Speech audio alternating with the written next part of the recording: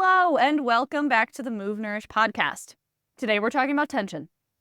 And it might not be what you think, because we're going to make the case that tension is not all bad. Sorry to give it away for us, but that is the main argument that we're going to be making in the first part of today's episode. And then in the second part of today's episode, we're going to be talking more about how tension works when it starts the process of working against us. Would you say that is an apt summary? The beginning of the maladaptation.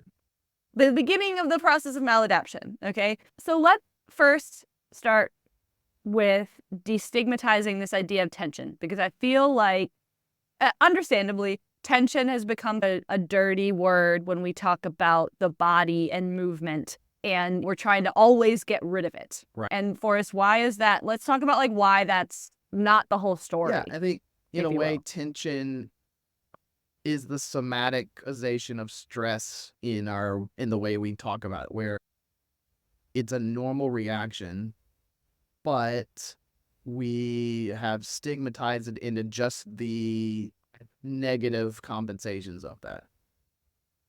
But in a way, tension... Yeah, so you think about like, get rid of the tension in my shoulders or something. Get rid of the stress in my life. And what would life without stress be?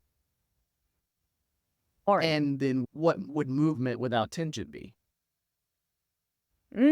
Yeah, let's say more about that. We think, oh, I like my movements to be more relaxed and less tense.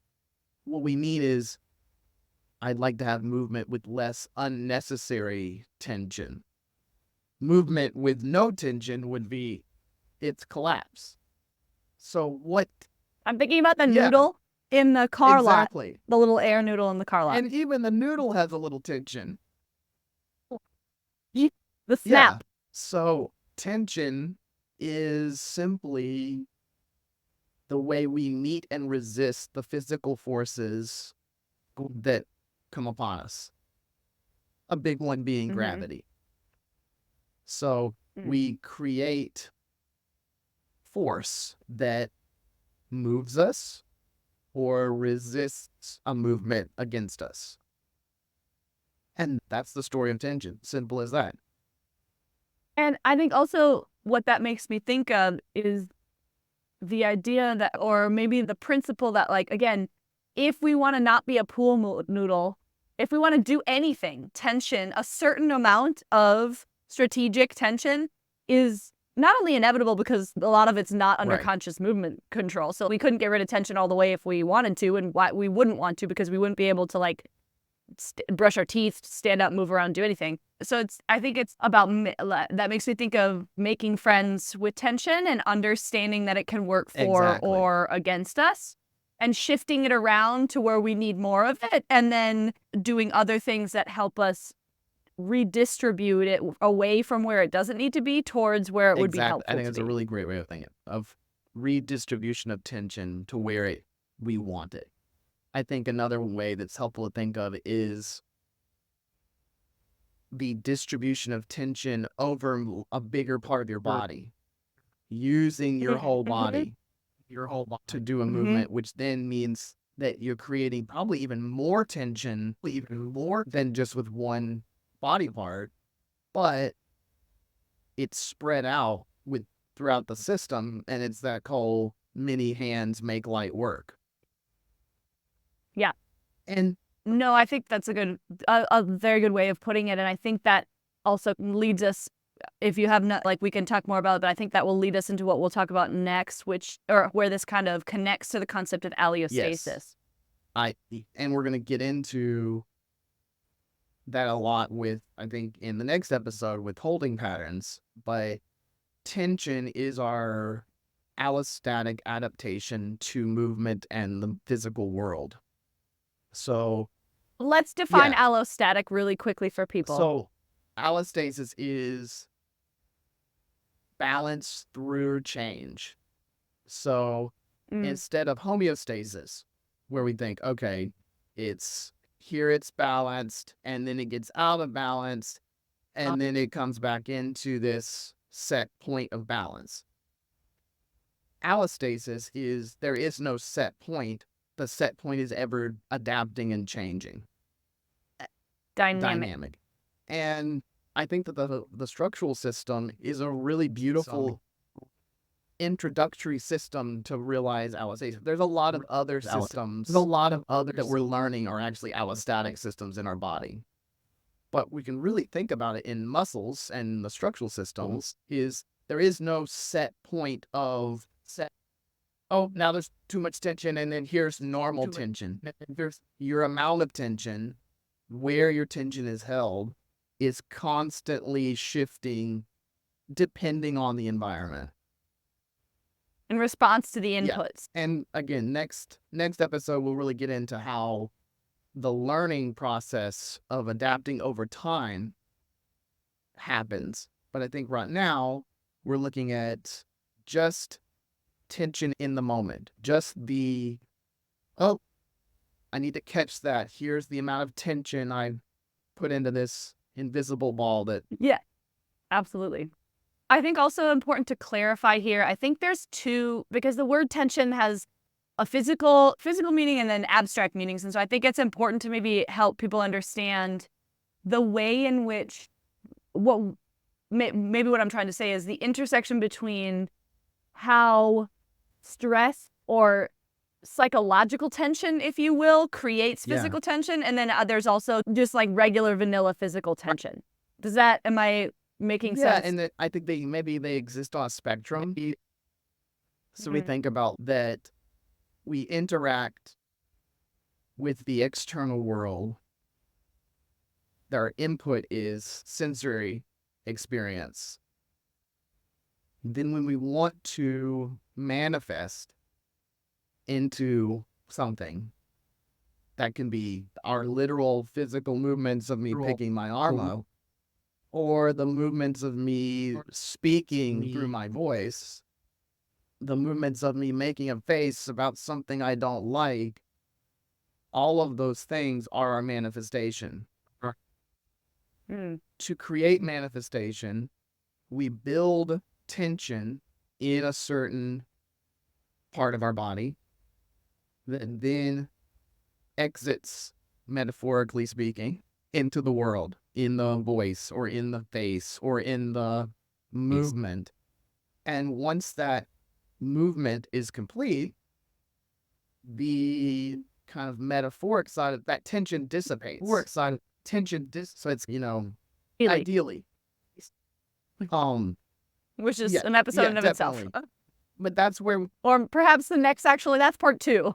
But that's where we get into this kind of metaphoric language of discharging of energy, of discharging tension. Is this sense that build up to create the punch, and once you punch, you quite literally, physically create a force. And that force, it generates the tension is manifested, and then the tension dissipates. And that's where we think of it that way. And so we can think when we go through life in the mundane sense of how I pick up stuff from the shoe closet, and in the more psychological sense of how I sit with the stress of somebody not talking nice. Those two things are side by side. Tension. Is it built? How is it building? How is it dissipating? How's it not? And then what container do we come back into after? And I think that kind of... And I think also, like, dissipating, there are so many different ways that can be dissipated. And I think some of them are more effective or like more thorough perhaps than others. And then also there's different stages at which it's easier to do that a one-to-one way than when you get more advanced down this line of sort of dysfunction or like maladaptive tension patterns. And I think that's what we're going to get into with this structural model. And I guess we really didn't introduce the structural. We didn't. Don't worry. I was going to do it next. Does that feel like... Does that feel like what we... Yeah. So does this feel like a good time to introduce the Chalmers model of structural imbalance? So this is... I will say this as the person who did not invent it. So I can say this, you can't. This is, dear listeners, like an incredibly elegant and sophisticated and nuanced and comprehensive way, the most that I have ever encountered, which is why I still use it to anchor my understanding of how movements and tension go awry when I'm looking at people in my practice and myself, and it frames how I understand movement. It frames how I understand how movement patterns get encoded into the body and how stress and tension and how tissues change. And it really is close to a theory of everything, as I think either Forrest or I are comfortable getting. Thank you. That's great.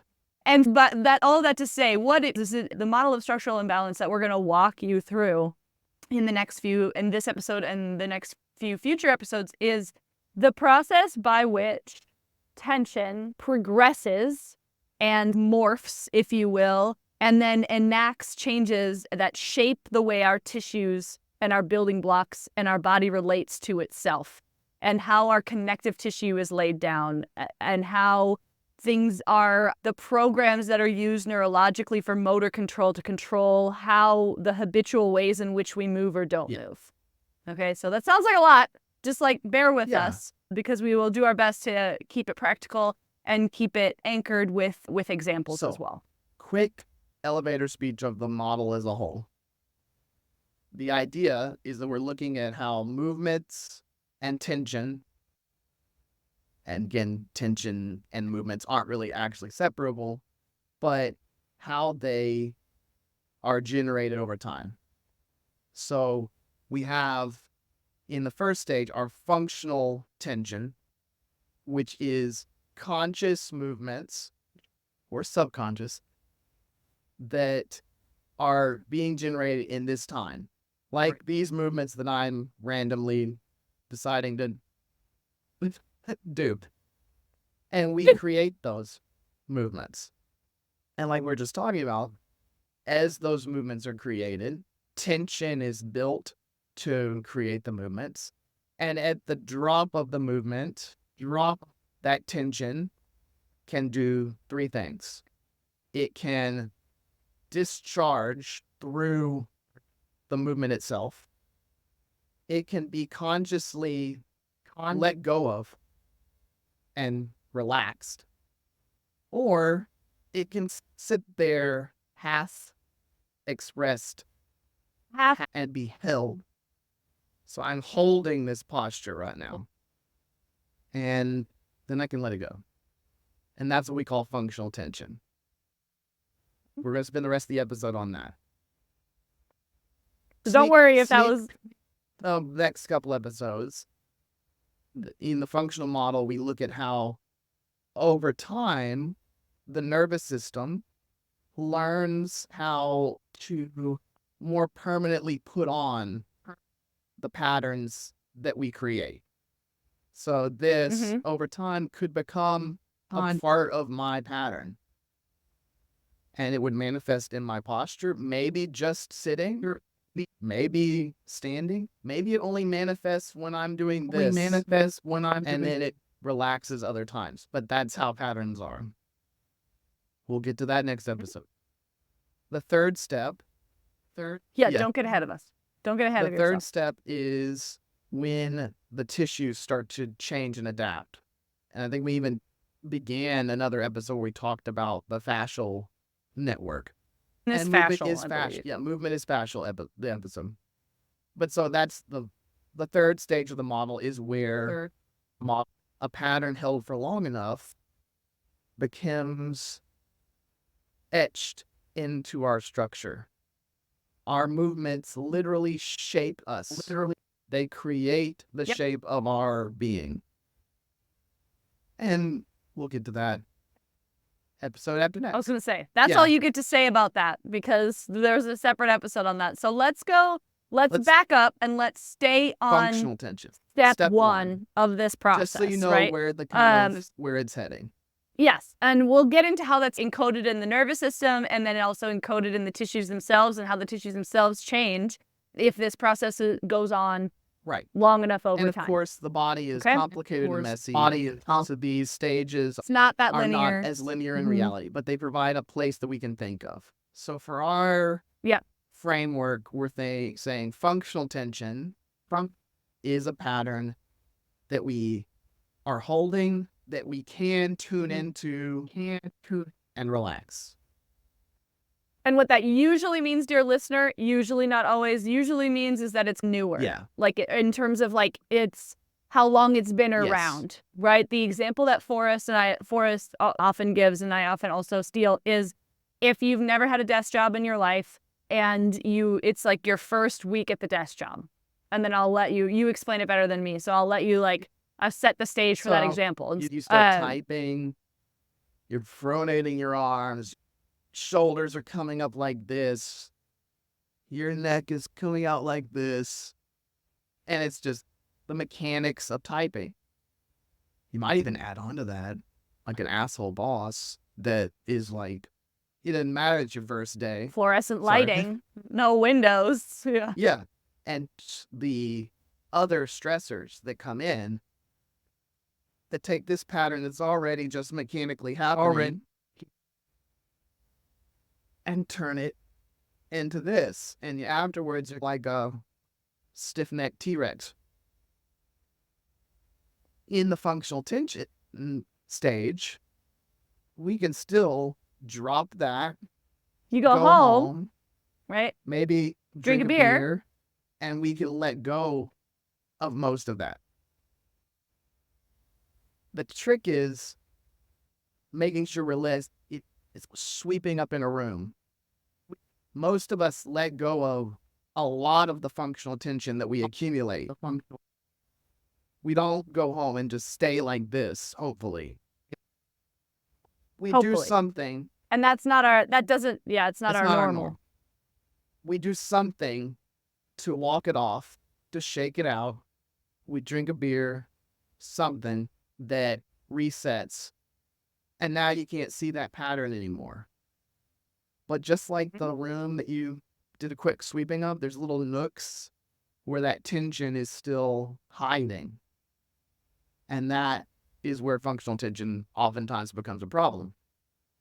It makes us less comfortable, creates stiffness in our movements, and very importantly, left unattended, will keep going down the line to our other parts of the pattern. Daily stressors or daily inputs, even if you don't want to use the term stressors, right? It is the sort of moment-to-moment, new, fresh adaptation, especially when we are doing something new. And one of the things I think is a helpful way of understanding how this still falls under conscious motor control for us is the example we give of like when you first learn a skill, how much harder you have to try and do it, how much more effort is required when you're first doing something, and how much even the simplest version of a dance move if you're just learning it, or the simplest version of a kickboxing combination if you're just learning it, or anything when you're first learning it, you're like, you got to try really hard, or it feels like you're trying really hard to do something that an experienced practitioner of that would make look easy and effortful. And that I would like to reassure you, dear listener, that is because it is literally less effortful for them to do it because of the way that motor control programs and movement patterns work and quote unquote muscle memory works. So it requires more effort, these things, because they are more more closely held in the conscious awareness. And that is also why you can go home, drink a beer, your partner can give you a shoulder massage, and your shoulders will go back to normal in the beginning of that desk job. So it's a dual thing. Dual movement patterns are harder in the functional tension stage. They get easier as the patterns get ingrained. They get more efficient. On the other side, because the motor control is all about, it worships at the altar of efficiency. If you remember nothing else from this episode, remember that. On the other hand, this is harder to hold, which means it's easier to let go of in this stage. As we get more efficient at holding this pattern, all of a sudden that's easier. This becomes easier. What becomes hard is letting it go. Putting it back down. Yeah. And so I like that. Which hopefully that sets off some light bells for you guys, for y'all, about how, like, why, if you've ever had something where it was like, I used to be able to put my shoulders back down, or I used to be able to stretch this side of my body more easily, or it didn't used to do this. So when we think about the sort of embodied somatic experience of the progression of getting older or being more sedentary or lifing, and all of a sudden you're like, oh man, I used to be able to, whatever, touch my toes, right? I feel like a lot of people say that once. I used to be able to touch my toes. Now I can't anymore, or things like that. The principles that are at play here, that are the ones that we're talking. Right. And you get more efficient from a motor control perspective, and then eventually also your literal tissues it becomes change. harder. But at this stage, they haven't done that yet. And the further stages are the stages that we work in a lot as body workers and movement therapists. What I like about this model and the first stage is the first stage is an opportunity to intervene now. So I like to think of 3 main avenues for intervention. One. Wait, before you do that, sorry, I didn't mean to interrupt you. Before you do that, let's clarify some of these noteworthy sources of functional tension. So I have mentioned you were going to do it the other way. I was going to say that those finding the sources is one of the avenues. But yeah. Oh, okay. Yes, the first avenue is identifying excessive sources of tension. So we said tension is normal, tension is going to happen. However, we can get overloaded by excessive sources of tension. So, without ado. Sorry, I didn't. Sorry, dear listeners, that's our coordination backstage here not being completely on point, but this is why it's fun to listen to real humans have real conversations about real topics. We've already noted psychological stress, right? Like physical psychological stress, poor body mechanics, pain, or perhaps not poor body mechanics, but like less than optimal or less than desirable body mechanics. I mean, we can go into poor body mechanics and the nuance of, is there a one perfect way of doing things? But there is a sense that there are ways that are more likely to cause wear and tear and pain. Inefficient movements are harder and build more tension. Yeah. There's movements that are like swimming upstream, and then there's movements that are like work with your anatomy or work with you as opposed to against you. You can also think that, and you can also think moments that you're pushing yourself past are very close to your threshold. And sometimes that's warranted for a specific goal. Other times you're just at this awkward position, screwing in, and you're starting to build tension in all these other areas because you're just can't quite get it. And you feel that tension building up. And that it creates an extra load. One thing that kind of ties into the next piece a little bit is isolated movements. So this is something we do in the gym.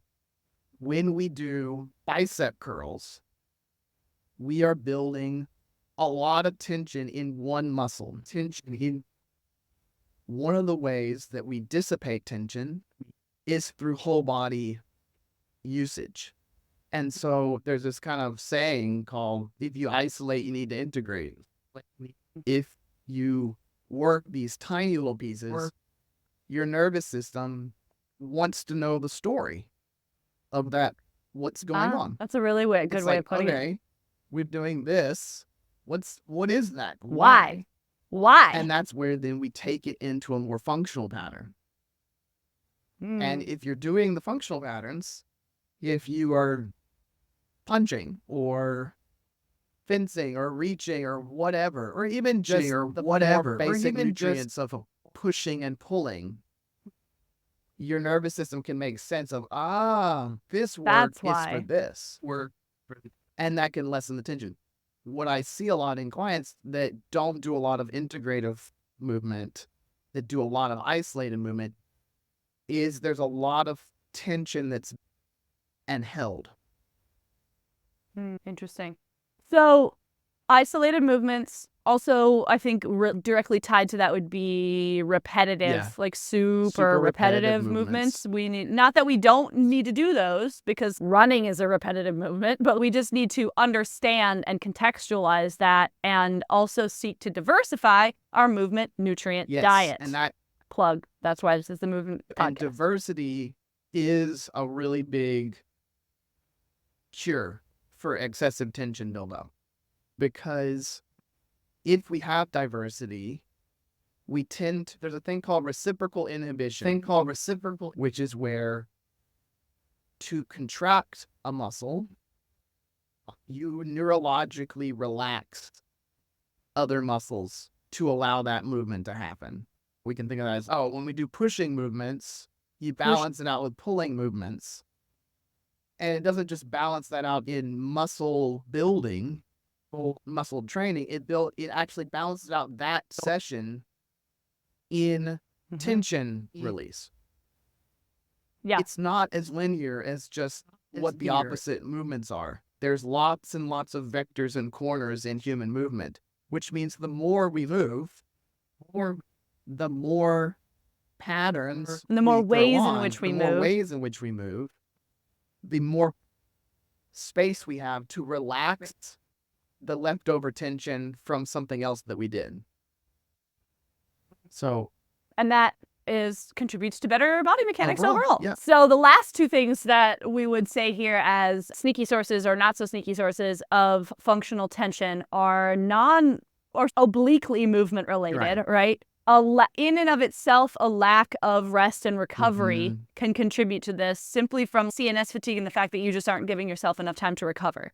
And you can't dissipate tension, and you can't communicate and talk to your nervous system can't do what it needs to do if it's preoccupied with the fact that, if it's got fewer resources from the fact that you are not giving it enough rest. Exactly. And physically, we count on rest and recovery as a time to allow leftover tension to dissipate. Yes. Right. And then similarly, and sort of again, and obliquely related to movement, one would be unexpressed emotions. And I'd even say it's not as oblique to movement as we think, because we can think really psychological with it. But we can also think of unexpressed movement create tension. So if you wind up to throw or to punch, and you then stop, okay, you just built a bunch of tension, that didn't follow. And your body again is like, what's the story? Oh, I'm halfway to punch. That builds tension. And we could think about that mechanically in certain forms of training that build the tension and don't dissipate. And then we can also think of that as, what do emotions do? They move us to act, to move. They move us to move. And then when we don't do that, to make it even worse, maybe we don't even allow ourselves to even feel that we want to move what's moving us. We just shut it down. That's a tension that builds. That's an unexpressed movement. It's not, somatics isn't this, it's a mysterious nervous system affecting movement. We move our nervous systems. Movement is our way to go out in the world. So yes. If I am pissed and I can't move a little bit, I can't walk it off, I can't go salsa dancing and get heated in it. If there's nothing, if it just stays here, it builds up. It's that tension waiting to pop. And I think we have to be very intentional about how we have this particular piece of the conversation, because in order to not be ableist about what our options are for dissipating tension. Because if you think about, so when we are talking about like dissipating tension or expressing emotions through movement, I want to be very clear and say that doesn't mean that someone who is has limited mobility or Right. is maybe in a wheelchair, has no like way of like expressing their emotions. That is not what we're No, saying yeah, that's a very at good all. point. Our nervous system is extremely intelligent and nuanced and understands Yeah. symbolism. I'm not at all saying that being angry means you need to go, that everyone has to go punch a punching bag. You can, Or or go go on on a a walk. walk. Or You yeah. I can, mean, like if that's available to then you, yes, yes, great. talking Not about with somebody how your boss pissed you off yeah. creates dissipation. Your nervous system is smart enough to understand the symbolic movement. And even though it Dissipation. dissipates, Yeah, expression. yeah, Expression, yeah. expression of some form. And again, like art, like the conversation of like, without getting into a conversation about like art, right? Like how many different ways of human expression are Totally. there? And I think it's just important to just underscore a little bit that like when we're talking about unexpressed emotions, I think that it is perhaps for many of us living in like a sedentary culture, we probably that are like able-bodied and mobile, we probably underutilize movement as a way of expressing and discharging and like emotions and energy from emotions. But that is by no means the only Exactly. way and the only outlet for Yeah. those. Any outlet that feels like an outlet for your emotions counts. And that's a really good point.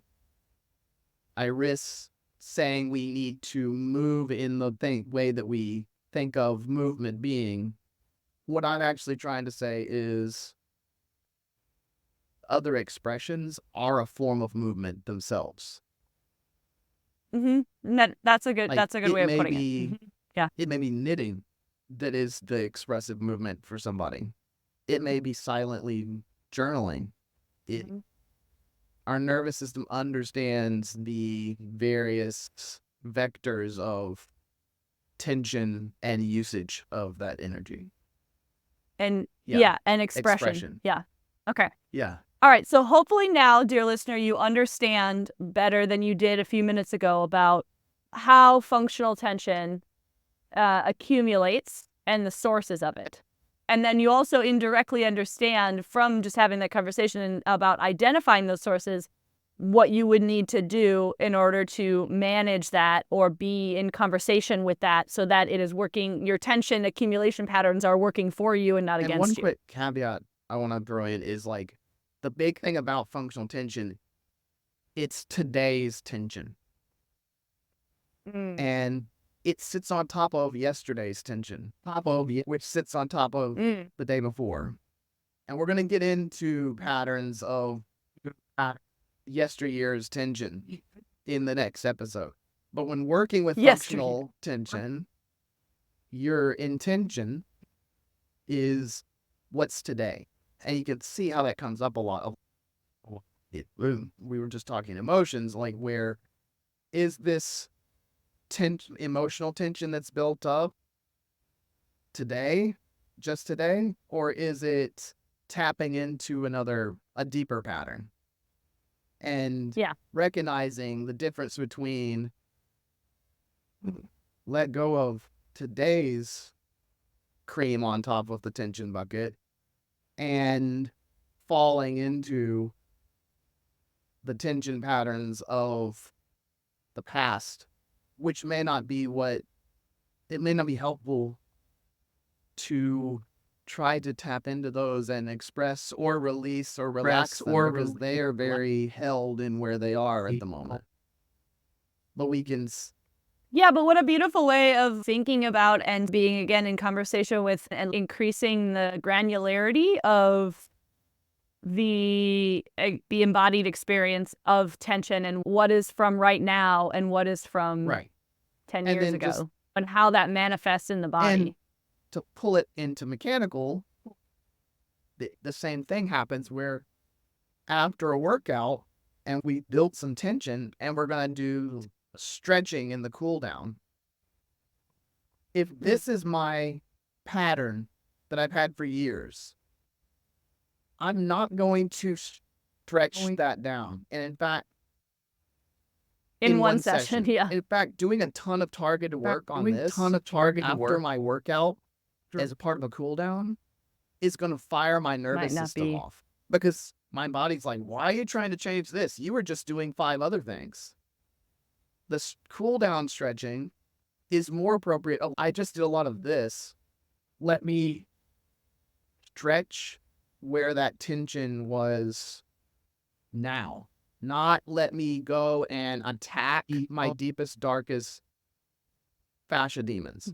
Deepest held And so I secret. think that's an important part of this model is like, where's the appropriate time for working on this? Like, when is it appropriate? When's the right time to go and work on your deep held pattern?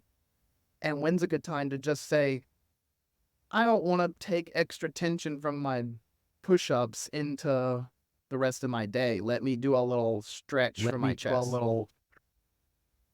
Yeah. Okay.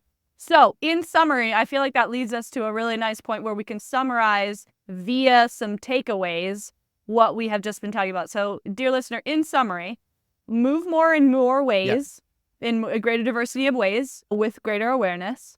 If you use isolated exercise, what were you saying for us? If you isolate, you have to integrate with compound and functional movement. So the more muscle groups or the more levers and the more components of your body that you're using for a movement, the better when you're talking about integrative movements. So whole body things. Prioritize sleep and recovery. Be intentional about your warm-ups and cool-downs. So warm up well, and then as Forrest was saying, maybe don't take your cool-down as the opportunity to go and attack your deepest held, most dysfunctional pattern all the time. That may be counterproductive. And where possible, find ways to express your feels. And then one that we didn't talk about, which like is just, I would say for literally everyone pretty much all the time, if you have the ability, is take magnesium. Yes. So I think that is an important, maybe we can talk a little bit about that in holding patterns too, but magnesium deficiency definitely creates a tendency to build more tension. Yeah. Well, yeah. So if we think about the ways, dear listener, the sort of the elevator pitch version of that is that calcium ions are what signal muscular contraction, and magnesium ions are what tell it that you're done now, stop contracting. And if you don't have enough magnesium, which most people who don't supplement don't, then you have a harder time turning things off. And then to end, I just want to say, what do we do about functional tension when we have it? And there's 2 things. The tension that we build, we can either do things to express it, or we can do things to relax it. So you can think guided muscle relaxation. I really love shaking tension out, or tension drops where bring your arm up and let it drop down. These are ways of, okay, the tension's there. How do we just calm it down a little bit? Then on the other end, we can think of, instead of relaxing this tension, is there something I can do to let it manifest itself? Yeah. Can I do some in the gym? Can I do some ball slams at the end of a heavy lift to help to dissipate some of that movement?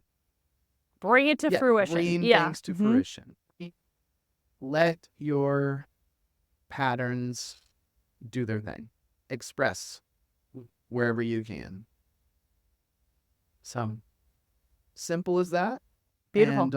And, yeah, I was going to say, simple as that. Dear listener, stay tuned for the next few episodes where we'll be again advancing through and in a way that with the caveat that it is not always this sort of like linear process, but for the purposes of organizing our thinking around it and providing a framework for understanding how the way that we move affects how our bodies are actually put together, and how we move, how our motor programs and how the computer program that tells us what we're doing is shaped, how that is then encoded into our tissues and how it changes our tissues.